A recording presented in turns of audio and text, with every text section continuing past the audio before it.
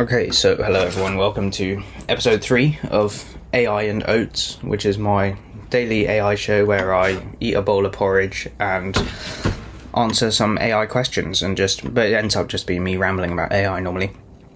So what I've done is during the day, Codex has been scouring the web looking for different AI questions that I think will be interesting for me to answer, and then I come home and just go through them and answer them. Ideally they would come from our YouTube comment section, but we're still not a big enough channel to have anyone actually commenting, so for now we've had to synthesize that by searching the web. But it does mean that if you did comment, there is a 100% chance, more or less, I would answer any question you left, so there's your incentive to comment. But right, before we get into it, quickly, who am I? Well, I'm Alistair, and this is my YouTube channel where I teach people how to use Claude Code and Codex for knowledge work, but I also run an AI consulting and training business called Ducks, and I have a school community where I share all my AI knowledge and Claude Code and Codex systems and skills. And if you'd like to work with me directly or join my community, then please check out the links in the descriptions. But now that's out of the way, let's get into today's questions. How has anyone time to read Claude's responses versus Codex? Yeah, I mean, I think that's kind of fair enough. I do think Claude is quite a lot more verbose than Codex. And I don't think it's the end of the world, to be honest. I mean, I kind of don't mind it. I kind of don't mind Claude being too verbose. In fact, I'll admit that I used to put Claude Code on the verbose setting intentionally back in the day. Not that I really do that anymore. The answers are quite long, especially I've heard, and I kind of agree, I've heard a lot of people complain about Opus 5 being very verbose. I mean, I don't think it's awful, to be honest. You don't necessarily have to read every single thing it says. I will admit sometimes with Claude, especially if I go away, that it run on a task, I'll come back and say, like, what have you actually done? And yes, maybe that is a slight waste of tokens, but kind of works. One cool thing I've actually started doing just kind of today and yesterday, again inspired by Matt Schumer. I mentioned him yesterday. I read this article he wrote about Gauntlet Loop. You know, if you're having Claude run on like a long horizon task, rather than trying to read through all of its thinking and stuff, just have it update like a live simple HTML artifact that shows what it's done already. You could have it, I think Matt Schumer suggests having it upload pictures of what it's like, screenshots of what it's doing. That's one thing. I think Codex not only, and then I guess the flip side of that is Codex does feel very fast, because not only is Codex, I guess, more concise in its answers. I do think that's fair enough, but it is also just faster, I feel, in terms of its response time. I mean, that being said, I don't think it makes a huge difference. And I think there's a GitHub repo that was popular when people were trying to save lots of tokens using Claude Code, but I think it makes Claude Code basically speak very simply. I think it's called Caveman. Yeah, here it is. What does it do? Yeah, you can, yeah, there you can see. Basically just makes it far less verbose. And so I think the main reason people were doing it is to save tokens. But if it just annoys you to have a verbose Claude, then I guess download Caveman. Alright, next question. How do you go from 70% to finish with Claude Code? I guess it kind of depends what you're doing. I'd say probably one of the main things is like having tests and just keep getting, because yeah, I suppose it's very easy to ideate and, you know, do a lot of projects and stuff, and I am a bit guilty of that myself. I'll often kind of get into a project and then decide later on that actually I can't be bothered to finish that project. And I do think that is, you know, part of the risk with Claude Code and Codex is it's so easy to do so much now that you can get a little bit distracted and have sort of shiny object syndrome. But I think if you seriously want to finish something, then I guess I would argue a lot of it comes down to good planning in advance. Like, have a really clear plan with a clear roadmap so that you can just keep plugging away at the roadmap, and then very clear tests so that you can have a defined definition of what is done. I think that's very important. You know, if you want to go from, because especially with, you could just keep iterating and, you know, improving stuff with AI, but if you're going to say, but I think if you actually want to be effective, then you need to avoid just switching between everything, but you also need to avoid just going over the same thing again and again and like replanning. Like I've had projects in the past, I've certainly been guilty of just sort of like replanning stuff, adding more new features and that sort of thing, and then I never really end up finishing those projects. And so I'd say like have a roadmap, have a plan, have very clear definitions of done, have tests for Claude Code or, you know, whatever project it is to pass to count as done. And then, I mean, I'll say it again, I say it all the time, but yeah, then use something like a goal prompt or, you know, basically loop engineering, just loop until it matches those tests if it's the sort of task for which that's appropriate, and you can, you know, give it that many tokens. And I guess like the best thing is also, once you have those clear tests, don't let the model itself decide whether it's, you know, passing them all the time. You're better off having another sub-agent review whether it passes them or not. From my experience, that's what I would say. How many AI agents do you actively use? I mean, yeah, I guess I feel like AI agent is a term that is so sort of malleable depending on how people want to use it. You know, it's a marketing term as well. I mean, what counts as an agent?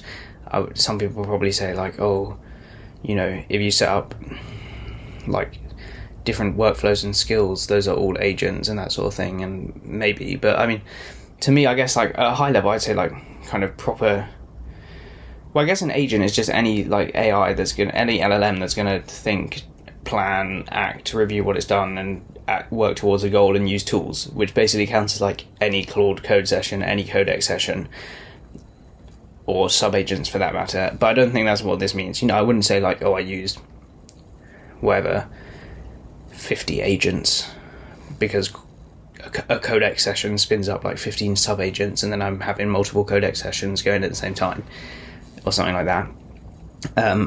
I would say like when you think about AI agents, I guess you're kind of thinking about like the kind of labeled agents. So the ones that come to mind would be like Claude Code, obviously, Codex, even though I guess, I don't know whether you want to call those agents or more like agent harnesses. I don't really know.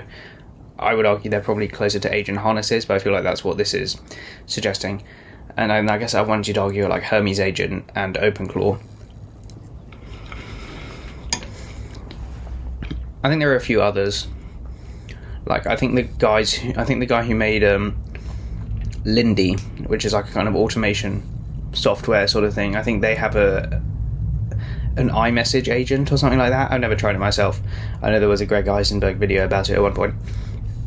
And yeah, I guess you can kind of make your own agent if you want. So at the moment, I say I use Claude Code and Codex constantly, just for all my work, more or less.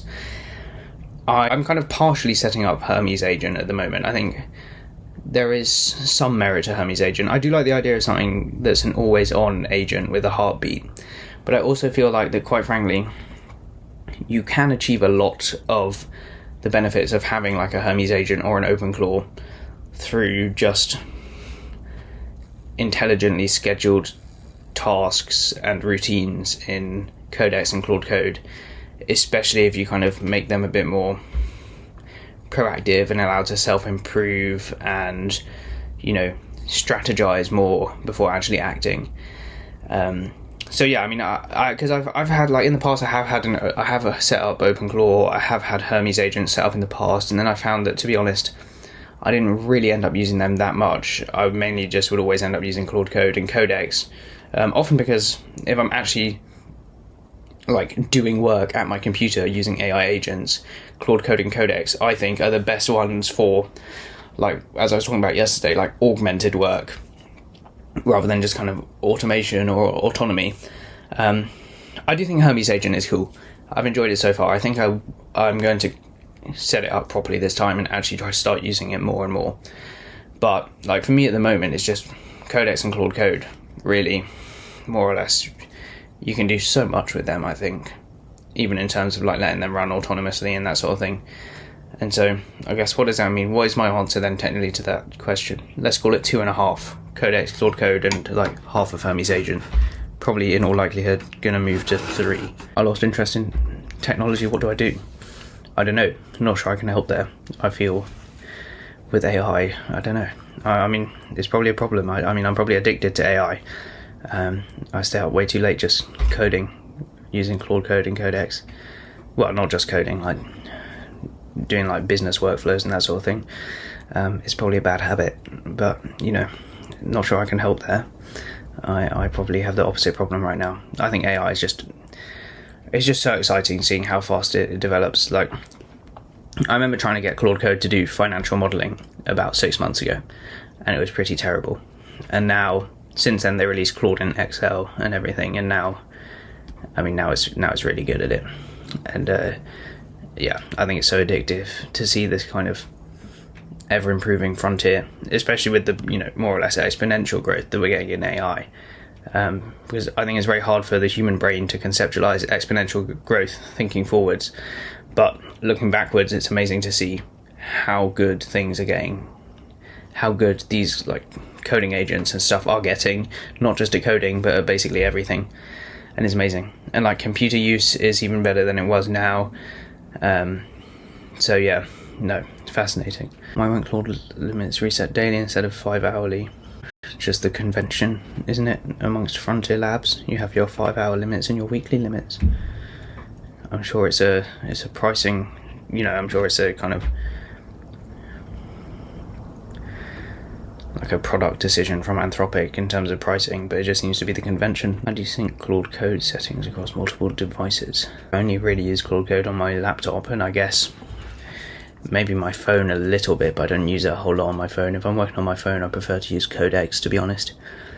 I think if you have like a Teams plan, you can have like an enterprise plan. I'm pretty sure you can have like an enterprise level Claude MD, and then I guess if you're like working in a, you know, in a GitHub repo or something like that, you can have, you know, a shared Claude MD in that. Thank you for watching, everyone. Hope you enjoyed. Hope that was some useful knowledge. Didn't go on as many tangents as yesterday, or maybe I did. Hopefully there was something, even just one piece of value in there. If there was, then please feel free to subscribe.